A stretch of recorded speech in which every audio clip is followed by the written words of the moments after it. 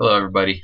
As you can see, I'm in a closet right now, but this is the only place in my house right now that's quiet and I can do a speech.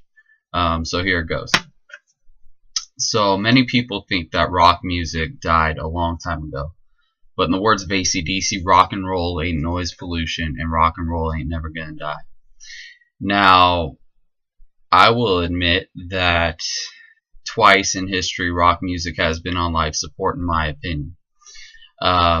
But we'll get to that. We'll start with where rock started. Um, Rock, hard rock at least, for me, started with Led Zeppelin in the 1960s and 70s. They paved the way. If you ask any rock band now, you know who their influences are. Even if they sound nothing like Led Zeppelin, there are Led Zeppelin roots in that music. Likewise, for metal bands, Black Sabbath did the same thing for them. You ask any of the giants, Metallica, Iron Maiden, any of them, their main influence would have to be Black Sabbath. Now, while these originated in the 70s, they, maintained throughout the 80s, and even to today, they still tour. The first time that rock music almost died would have been the 80s with the hair metal bands, in my opinion. At this time, rock stopped being about the music and more about glam. 3-chord songs became popular. Everything was cookie cutter. It all sounded the same. No matter what band, it was all interchangeable. It made rock less serious. And I think what helped bring rock back from life support was the grunge era of the early 90s. Bands like Nirvana, Alice in Chains, and the alternative bands like Tool and Rage Against the Machine and Pearl Jam.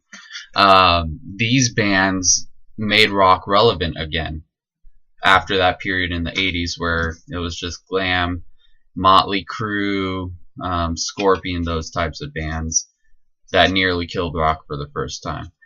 Now, this grunge era was short-lived. These bands still do tour today, a lot of these mainstays, and I'm not talking about them. But it was then much of the 90s was populated with, one-hit wonders like Seven Mary 3 and Marcy Playground and stuff like that. This kind of led into the second, what I say, life support era of the early 2000s, when rock again became soft and cookie cutter and generic.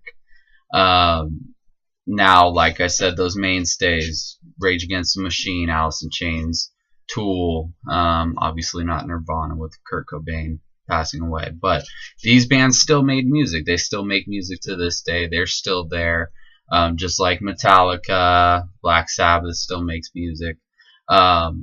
But the early 2000s was the next period of life support. Luckily, I want to move on to what is happening now in the hard rock scene and metal scene.